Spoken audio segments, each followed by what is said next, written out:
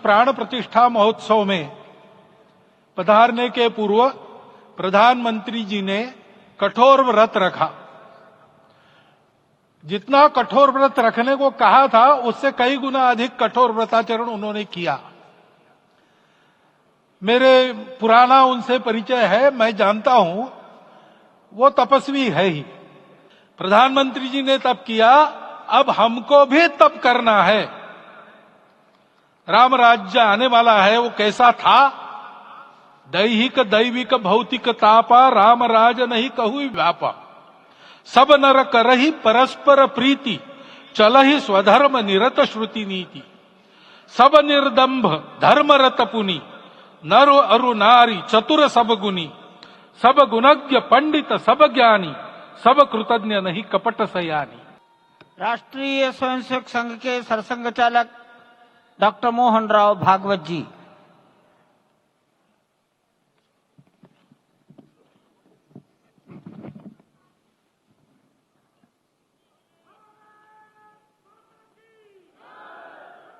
आदरणीय प्रधानमंत्री जी, उत्तर प्रदेश के आदरणीय मुख्यमंत्री जी, आदरणीय राज्यपाल महोदया,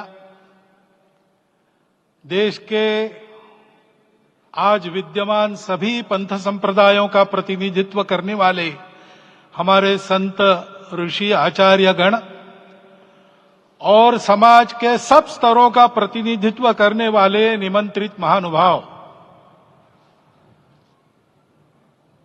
आज का आनंद शब्दों में वर्णनातीत है और उसके वर्णन करने का प्रयास इसके पहले के वक्तव्यों में अच्छा हो गया है। यह भी बता दिया गया है और हम जानते भी हैं कि आज अयोध्या में रामलला के साथ भारत का स्व लौट के आया है।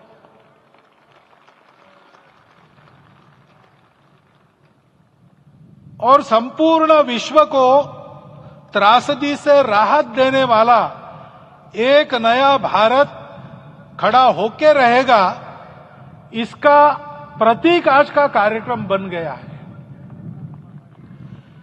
ऐसे समय में आपके उत्साह का, आपके आनंद का वर्णन कोई नहीं कर सकता।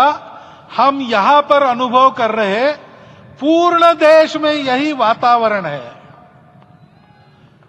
छोटे छोटे मंदिर के सामने दूरदर्शन पर इस कार्यक्रम को सुनने वाले हमारे समाज के करोड़ों बंधु, वहां पहुंच न पाए ऐसे घर घर के हमारे नागरिक सज्जन, माता भगिनी, सब भाव विभोर है, सब में आनंद है, सब में उत्साह है।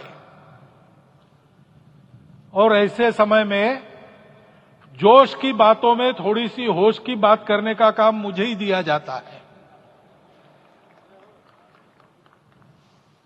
आज हमने सुना कि इस प्राण प्रतिष्ठा महोत्सव में पधारने के पूर्व प्रधानमंत्री जी ने कठोर व्रत रखा।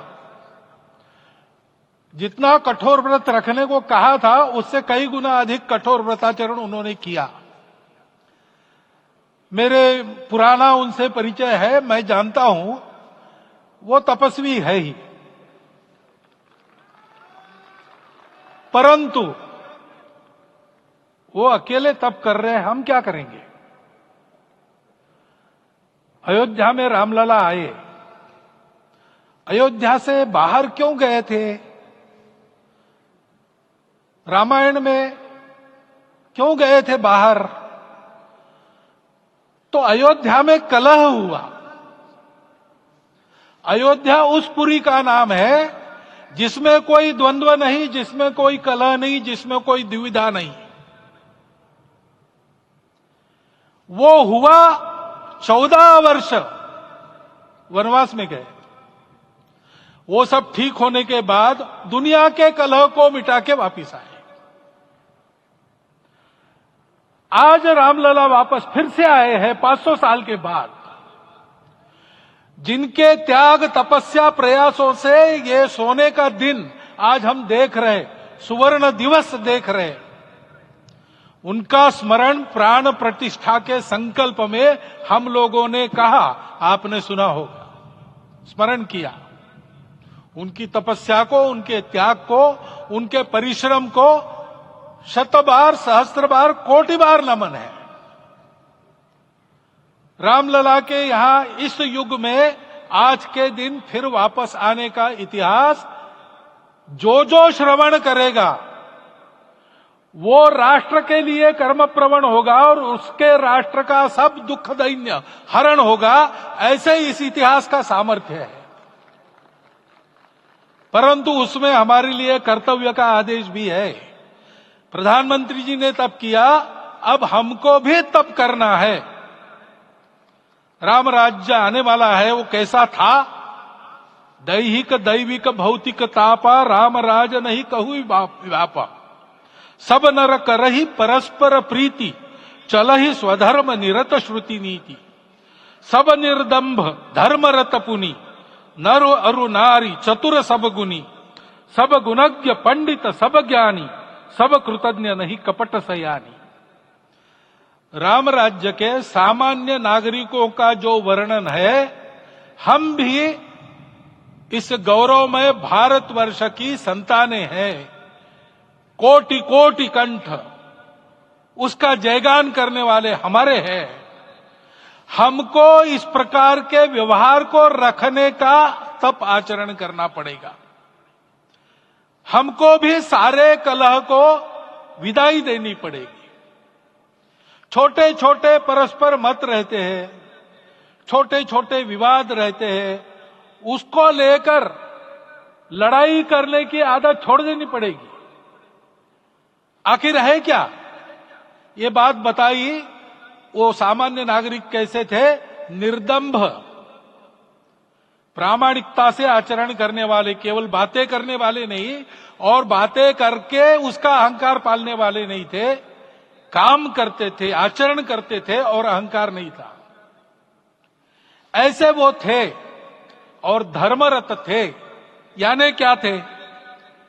इस पर कठिन भाषा में प्रवचन बहुत लंबा हो सकता है, लेकिन थोड़े में धर्म के जो 4 मूल्य जिनकी चौखट पर धर्म है, ऐसा श्रीमद् भागवत में बताया है, सत्य करुणा शुचिता तपस, उसका आज हमारे लिए युगानुकूल आचरण क्या है? तो सत्य कहता है कि सब घटों में राम है, ब्रह्म सत्य है, वही सर्वत्र है। तो हमको ये जानकर आपस में समन्वय से चलना होगा, क्योंकि हम चलते हैं, सबके लिए चलते हैं, सब हमारे हैं, इसलिए हम चल पाते हैं। और इसलिए आपस में समन्वय रखकर व्यवहार करना, यह धर्म का पहला जो पैर है, सत्य, उसका आचरण है। करुणा दूसरा कदम है, उसका आचरण है सेवा और परोपकार। सरकार की कई योजनाएं गरीबों को राहत दे रही, सब हो रहा है, लेकिन हमारा भी कर्तव्य है, ये सब समाज बांधव हमारे अपने बंधु है। तो जहां हमको दुख दिखता है, पीड़ा दिखती है, वहां हम दौड़ जाए, सेवा करें, दोनों हाथों से कमाएं, अपने लिए न्यूनतम आवश्यक रखकर बाकी सारा वापस दे, सेवा और परोपकार के माध्यम से। यह करुणा का अर्थ आज है। शुचिता पर चलना है, यानी पवित्रता होनी चाहिए। पवित्रता के लिए संयम चाहिए, अपने को रोकना है। सब अपनी इच्छाएं, सब अपने मत, सब अपनी बातें ठीक होंगी ही ऐसा नहीं, और होगी तो भी अन्यों के भी मत है, अन्यों की भी इच्छाएं हैं। और इसलिए अपने आप को संयम में रखते हैं तो सारी पृथ्वी सब मानवों को जीवित रखेगी। गांधी जी कहते थे, earth has enough for everyone's need, but it cannot satisfy everyone's greed. तो लोभ नहीं करना, संयम में रहना और अनुशासन का पालन करना, अपने जीवन में अनुशासित रहना, अपने कुटुंब में अनुशासन रहना, अपने समाज में अनुशासन रहना। सामाजिक जीवन में नागरिक अनुशासन का पालन करना, भगिनी निवेदिता कहती थी कि स्वतंत्र देश में नागरिक संवेदना रखना और नागरिक अनुशासन का पालन करना यही देशभक्ति का रूप है। इससे जीवन में पवित्रता आती है। और तपस का तो मूर्तिमान उदाहरण आपके सामने आज दिया गया। व्यक्तिगत तपस तो हम करेंगे, सामूहिक तपस क्या है? संगच्छध्वम संवदध्वम संवो मनांसी जानता। हम साथ चलेंगे, बोलेंगे आपस में, उसमें से एक सहमति का संवाद निकालेंगे, एक ही भाषा बोलेंगे, वो वाणी मन वचन कर्म समन्वित होगा और मिलके चलेंगे, अपने देश को विश्वगुरु बनाएंगे। ये तपस हम सबको करना है। 500 वर्षों तक अनेक पीढ़ियों ने लगकर परिश्रम करके प्राणों का बलिदान देके खून पसीना बहाकर आज ये आनंद का दिन सारे राष्ट्र को उपलब्ध करा दिया। उन सबके प्रति हमारे मन में कृतज्ञता है। मैं यहां बैठता हूं तो मेरे मन में विचार आता है कि मुझे बिठाया, मैंने क्या किया? वो तो जो उन्होंने किया उसका प्रतिनिधि भी मुझे बनाया गया है।